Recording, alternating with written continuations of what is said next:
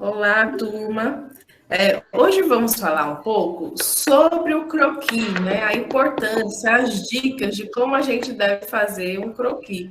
Então, logicamente que no curso aí, né, na disciplina de desenho arquitetônico, a base do desenho vai ser o quê? O croquis, logicamente, que é a representação aí, que é um recurso muito usado nos projetos, né? É uma ferramenta que a gente usa aí é, com o significado de como a gente vai representar o que a gente tem em imaginação ou do que a gente está vendo naquele local. Então, na realidade, o que é um croquis, né? Então, a gente sabe que o croquis ele é oriundo do século XIX, ou seja, o croquis na arquitetura é a primeira fase do projeto. Então, lembre-se, né? A gente está falando de desenho arquitetônico. Nada mais é do que eu estou falando aqui, que é a primeira fase. Então, todo projeto tem que ter fases. Então, qual é a primeira fase? Eu elaborar um croquis. Ou seja, é aquele esboço que eu vou fazer à mão para exemplificar as ideias iniciais a respeito do que eu quero criar. Então, é a imaginação tomando forma de desenho. É uma maneira rápida de poder ver as primeiras ideias aí no papel. Então, por exemplo, aí, Alan ou os meninos que estão aí, né, vão fazer. Eu quero uma casa de 2 quartos, sala, cozinha, banheiro, área de serviço, piscina. E aí, né? Vocês primeiramente vai o quê? Fazer um esboço à mão, um croquis à mão, uma representação de como seria mais ou menos essa casa. Né? Então, é uma ideia inicial, aquela ideia que você tem em mente e vai passar para o papel. Então, ele serve para auxiliar na transmissão de ideias e na captura de momentos. Mesmo sem muita habilidade com o desenho, é possível registrar um momento através do croquis. Então, eu preciso saber desenhar muito bem? Eu preciso ter habilidade? Logicamente que a primeiro momento não, né? Muitos alunos, muitas pessoas, até muitos profissionais têm dificuldade com desenho. Então, o que vai acontecer? O croquis serve para você esboçar, o nome já diz, né? É um esboço, é uma representação ali inicial, de forma rápida. Então, desde sempre, ações, pessoas, animais, edificações e acessórios, como cadeiras, por exemplo, caixas de correio, portas blindadas, janelas, varandas, degraus, colunas, eles são retratados com o espírito do lugar e as pessoas que a utilizaram, às vezes, ao longo de muitas décadas.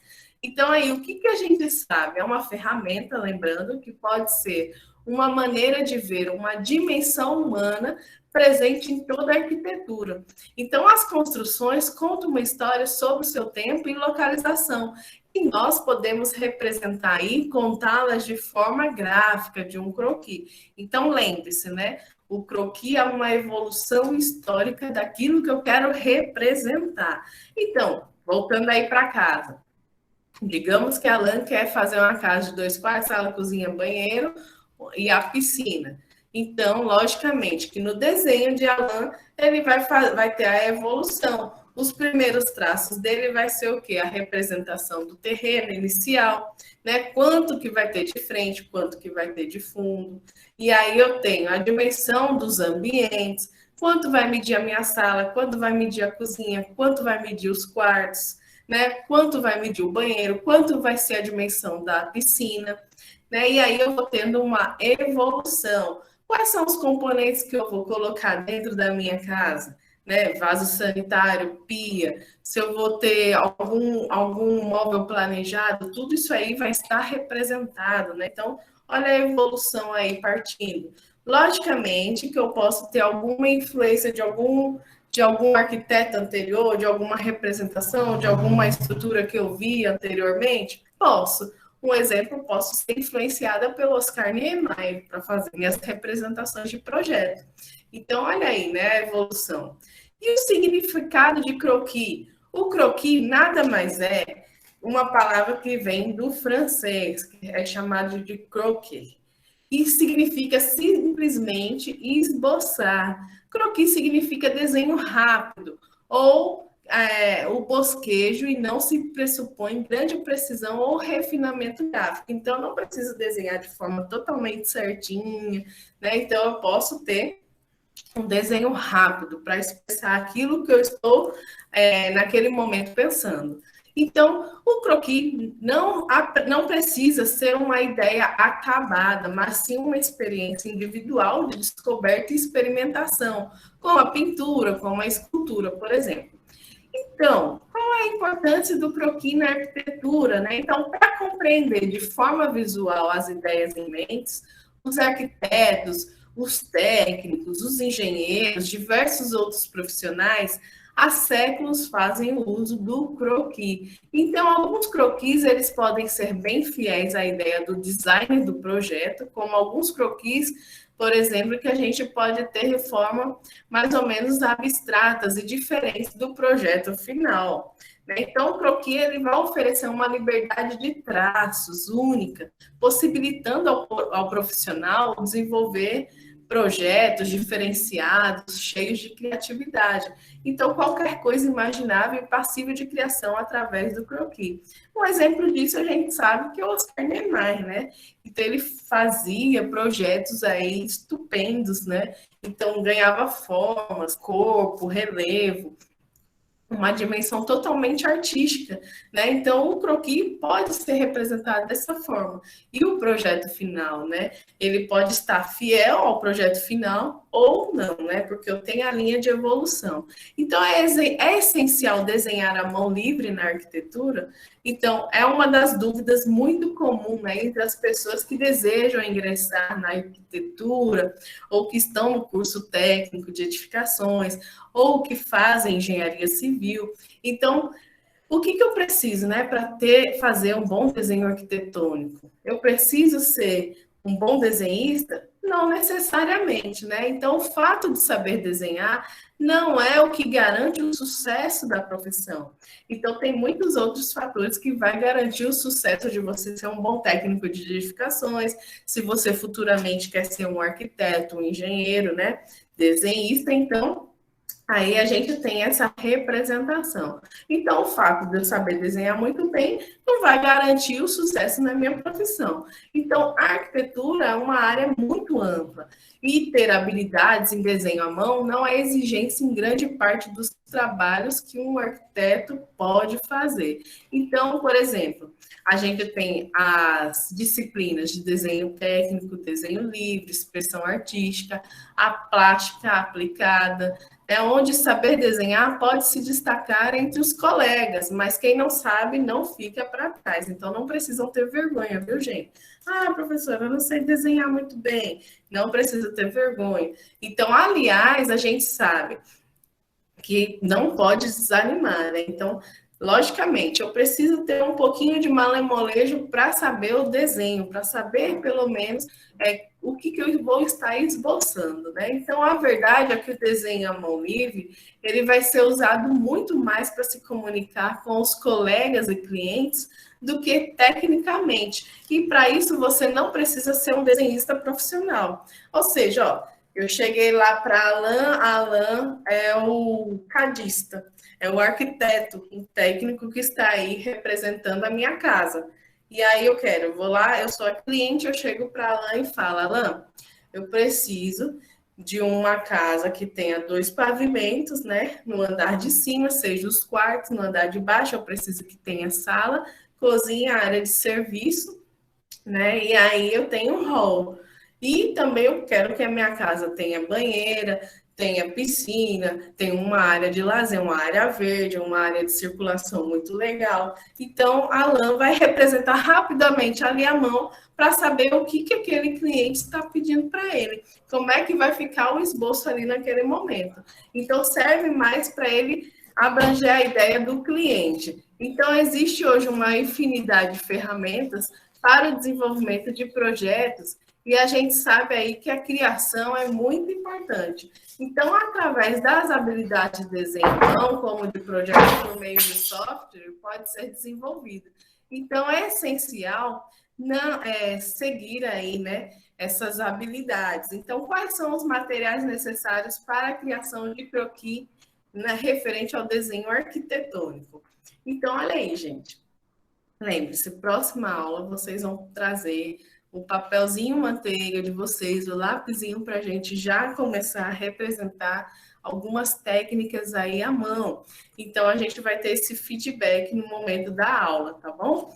Então, ó, lembrando, o que eu preciso fazer? Tenho que ter boas ferramentas, pelo menos, né? Então, eu preciso ter papéis ou caderno de desenho para croquis. Então, a maioria das ideias podem ser expressas em folha de papel. Projetos muito complexos vão precisar de softwares, ou seja, o AutoCAD, por exemplo, né? Então, no começo, a gente vai precisar do quê? De um caderno de desenho, para quem puder comprar, quem tiver aí, né? Ou uma folha de papel manteiga, já ajuda, né? E a gente vai representar esse croquis. E os desenhos mais complexos a gente vai para o AutoCAD, né? Então a ideia inicial ela parte muito bem do esboço de 2D, ou seja, duas dimensões. O AutoCAD a gente chama que vamos trabalhar aí de duas dimensões. Então, inicialmente, uma folha comum já serve. Ah, professora, eu não consegui o papel manteiga, eu não consegui aí o meu caderno de desenho, né, para croquis. Eu posso fazer um desenho numa folha de papel sulfite? Pode, sem problema nenhum, viu? Então, mas dependendo do material que pode usar, pode ser que você precise de uma folha maior, numa folha, ou seja, de maior gramatura, ao usar marcador, por exemplo, ou aquarela, ou tinta que pode transferir para o outro lado da folha, se ela for muito fina, por exemplo. Então, as gramaturas mais indicadas são para desenho simples, com lápis e caneta comum, um papel sulfite comum com gramatura a partir de 50 gramas por metro quadrado. Para desenho com marcadores, eu preciso de um papel canson, né? Então, desenvolvido especialmente para marcadores, o papel possui alta gravura, né, alta alvura, com uma película protetora que não deixa aí a tinta transparente do outro lado da folha.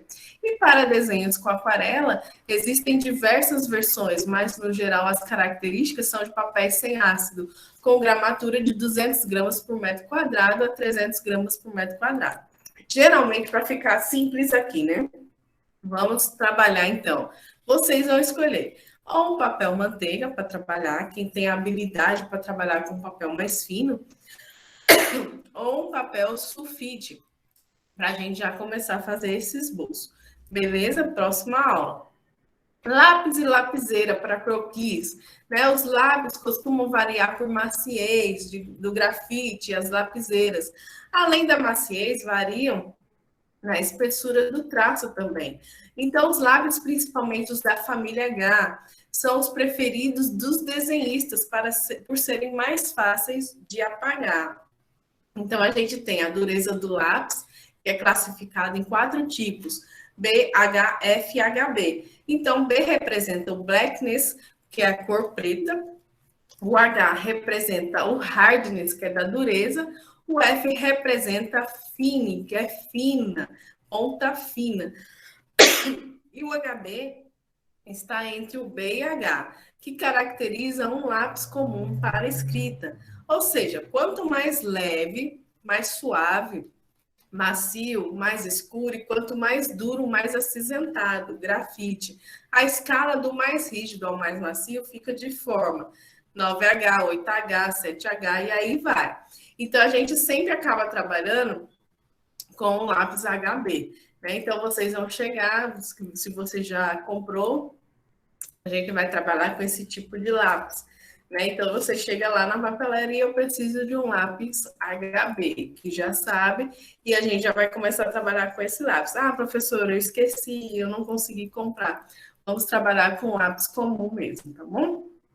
Agora, cuidado para não furar a folha do papel, né? Então, para o desenho não ficar feio. Então, a gente vai ter que trabalhar aí com algumas técnicas nas próximas aulas. Borracha. Borracha, a gente sabe que ela tem que ter, né, a maleabilidade. Então, também ela tem que estar sempre arrumadinha. Lembrando, o lápis, a gente vai trabalhar, a gente pode usar aí, né, com um lápis borracha aí 3B, por exemplo, que absorve o grafite e consegue apagar por completo os traços feitos com lápis sem prejudicar o croquis ou a folha, né? Então, se a gente for trabalhar com as canetas, a gente vai ter que trabalhar com as canetas nanquim. Então, lembrando aí, ó, professor, eu posso trabalhar com outro tipo de caneta? Geralmente, o que a gente usa é a caneta nanquim. Então, podendo aí ser recarregáveis ou não, elas podem ter um designer mais comum para facilitar o uso, ou a tinta nanquim pode ser usada com pena, uma forma bem antiga aí, né? Mas ainda existe. Né? Então, ó, vamos lá. O que a gente vai precisar saber para desenhar, fazer um bom croquis na próxima aula? Eu preciso manter a escala e proporção, preciso, né? Então, se for possível desenhar a escala, você deve fazer. Então, para isso, você vai precisar de um escalímetro. O desenho em escala ele vai possibilitar que qualquer pessoa tenha as medidas exatas do projeto. Então, caso não seja possível seguir uma escala exata, ou você não possua os materiais exatos, os materiais necessários, você pode criar uma escala fictícia na hora, apenas para auxiliar na compreensão do espaço, né? Então, olha lá, próxima aula a gente já vai começar a ter essa noção, viu? Então, essa escala vai te ajudar a manter uma proporção no desenho, o que é extremamente importante para que a ideia do projeto seja passada de forma correta e que ninguém entenda de forma errada os tamanhos do desenho. Então, a escala humana também é um grande aliado nessa hora. Além de nos dar uma referência de escala do projeto, ele permite demonstrar as funções desse espaço.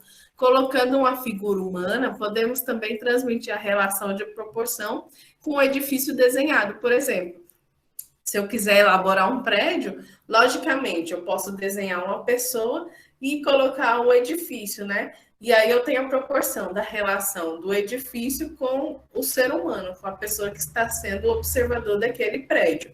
Então, eu tenho uma proporção aí. Dá para mim ter uma noção de escala. Cria o efeito de luz e desenho. Então, ó, sempre que eu for fazer um esboço, um croquis, logicamente que eu tenho que fazer um efeito de luz e sombra, né? Logicamente que aí em artes, que você já deve ter feito a disciplina de artes, você deve ter tido essa noção. Então, as luzes e sombras são efeitos importantes na finalização do desenho. Então, isso acontece tanto em desenhos à mão, quanto em desenhos digitais. Então, estes efeitos dão a noção de volume e profundidade, e as sombras dão a sensação de 3D na imagem. Então, olha aí a dica para vocês, viu? Então, sempre eu tenho que colocar luz e sombra no meu desenho. E adicionar também vegetação nos croquis. Quanto mais humanizado seus desenhos, mais fácil é para que o cliente ele crie uma relação com o projeto e maior aceitação das suas ideias. E esta é uma das funções da vegetação. Além de humanizar o desenho, a vegetação também pode auxiliar e dar noção de escala. Então, procure aí representar a vegetação em diferentes planos, desenhe a vegetação de fundo e até mesmo vegetações que estão na frente da edificação. E as perspectivas cônicas e pontos de fuga? Olha aí, eu preciso colocar a perspectiva cônica nada mais é que um método de projeção que dá origem a desenhos correspondente à visão humana. Então, é possível desenhar com dois ou três pontos de fuga. Eles nos dão a noção de profundidade no desenho. Então, por exemplo, eu sou observador. Faz de conta que vocês estão aí, Alan, por exemplo. Estou pegando o exemplo de Alan para ficar mais fácil. Alan está aí na sala. Ele vai olhar para a porta, né? Então, olha aí, Alan é o observador, ele está olhando para a porta. Então, ele vai ter os pontos, né? Correspondente à projeção daquela porta. Então, quais são esses pontos de projeção que eu tenho? Que Alan, que está observando a porta, ele está conseguindo captar, né? Então, eu tenho pontos de projeção que dá origem aos desenhos, né? Da visão humana, que é a profundidade. né? Então, inspire-se nos croquis dos arquitetos famosos, por exemplo, né? É o que vai ganhar forma e o que vai ser revelado. Então, desde um arquiteto local, um arquiteto renomado, uma hora ou outra, todos recorrem a essa ferramenta. Então, algumas das maiores obras de arquitetura mais conhecidas, projetadas por arquitetos renomados mundialmente, tiveram seu início em croquis. Então, olha aí, por exemplo, de novo, Oscar Niemeyer, né? Então, olha aí, é um gênio dos desenhos. Então, conta com formas icônicas que traduzem de modo sublime a inspiração dele. Então, o Oscar Niemeyer, ele assemelha a sua obra como uma obra de arte. Então, Le Corbusier e outros modernistas tradicionais também mostravam seu trabalho, né? A constância, linhas e ângulos retos. Niemeyer, em contrapartida, promovia em sua arquitetura as curvas, as linhas sinuosas. Então, a importância, né? Eu posso fazer curvas no meu desenho? Posso. Posso trabalhar com linhas sinuosas? Posso. Né? Então, tudo isso aí vai dar criatividade de quem está projetando, de quem está desenhando. Então, a gente tem aí os 5 croquis na arquiteturas mais famosos do Oscar Niemeyer, né? O Museu de Oscar Niemeyer, a Catedral de Brasília é um exemplo, a Igreja de Pampulha, o Palácio da Alvorada, a Casa de Canoas. Então, a gente sabe aí que ele foi um dos famosos aí que representou, projetou Brasília, né? E o outro, né, o Fujimoto, que é um arquiteto japonês, formado aí pela Universidade de Tóquio, em 94. Então, ele defende os edifícios não convencionais, ou seja, divisões claras, tanto de níveis como de ambientes. Eles são abalados aí por seus complexos planos e estruturas interligadas, que referencia aí a ideia de caverna. Então, ele descreve como um futuro primitivo. Então, a gente tem alguns arquitetos aí de referência, como Santiago Calatrava, é um outro exemplo, Paulo Mendes da Rocha. E aí, vocês podem dar uma olhadinha a mais nesses arquitetos para vocês conhecerem um pouquinho. Zaha Hadid também é uma arquiteta, né? Muito famosa, que ela foi formada em matemática, né? E depois estudou arquitetura em Londres. Então, olha aí algumas dicas para vocês começarem a ter noção de arquitetura. Então, qual é o primeiro ponto que vocês têm que fazer? O esboço, croquis. E depois do croquis, qual é o próximo passo? Né? Então, lembrando, o croquis é na arquitetura o primeiro passo para o desenvolvimento de um projeto. O próximo passo, depois da ideia essencial e inicial, é desenvolver o projeto. Então, com o croquis, você obtém a conceituação do design do seu projeto. Então, depois dele, é preciso todo o embasamento da obra para concretizar o projeto. No caso, a gente tem aí conhecer o terreno, o levantamento das necessidades, pré-projeto, croquis, planta, corte, elevação, representação em 3D, os cálculos, a aprovação na prefeitura, a execução de obras, né? E existe ainda a finalização e toda a fase de acabamento da obra. Então, tudo isso aí faz parte dos elementos do projeto arquitetônico. E os softwares?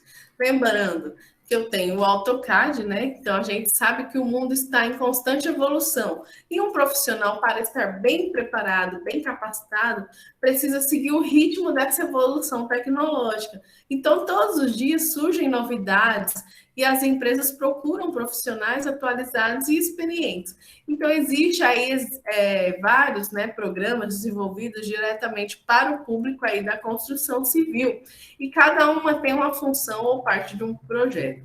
Então, por exemplo, o AutoCAD, que é o que a gente mais trabalha, o que vocês vão trabalhar, que é o programa que hoje conta com recursos específicos do setor, bibliotecas para arquitetura, mecânica, elétrica, possui funções de desenho 2D, modelagem 3D, é mais comumente usado para desenho técnico. E o seu formato de programação original, ele traz uma estrutura bastante completa para seus usuários, mas ainda é possível personalizar. O Revit, gente, o Revit também é muito importante. Ele foi criado com a função de auxiliar os profissionais da área da construção civil e designer na elaboração de projetos. E com o Revit é possível criar um projeto desde sua parte estrutural à parte arquitetônica e também todos os sistemas complementares, como, por exemplo, o hidráulico, o elétrico, o mecânico. O SketchUp, para quem ouviu falar já, ele funciona de forma bem mais intuitiva do que os outros softwares presentes aí no mercado. Então, é um software bem claro e simplificado, com ferramentas bem definidas e desenvolvidas. Possibilita fácil elaboração de diferentes formas e volumes. E o Lumion, ele usa tecnologia 3D em tempo real e que favorece as visualizações imediatas e a criação de imagens em uma fração de segundos. Então, sua biblioteca é super completa e de alta qualidade, possibilita que qualquer tarefa aí seja complexa e desafiadora, ela se torne muito prática e fácil. Viu, gente? Então, ó, lembrando, eu preciso saber o croquis. E aí, professor, eu sei o croquis, eu sei fazer o croquis e a maquete. A diferença entre o croquis e a maquete, o croquis é o desenho feito à mão, enquanto a maquete é feita utilizando o software 3D. Então, quem pode realizar o croquis?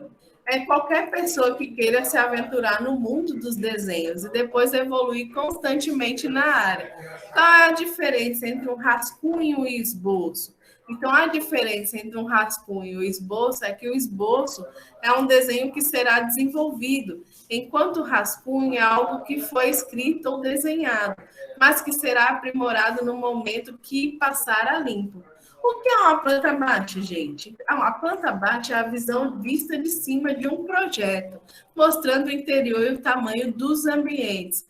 E aí a gente tem que saber, ó, o significado das letras também. Eu preciso colocar, por exemplo, o que significa o H, né? O H em projeto significa altura, né? O esboço de um projeto é o desenho inicial, mas que será desenvolvido e aprimorado. O que é um template de CAD? É um arquivo que já configurado conforme a sua preferência sobre os layers, textos, cotas, escalas e outros mais, né? Gente, vocês conseguiram entender até aqui por enquanto? Próxima aula a gente vai ter mais definições aí para vocês já conseguirem aprimorar, tá bom? Então, até a próxima aula e a gente se vê lá, viu? Já preparei os materiais de vocês para que a gente já consiga colocar em prática esse esboço aí na próxima aula. Um abraço, tchau!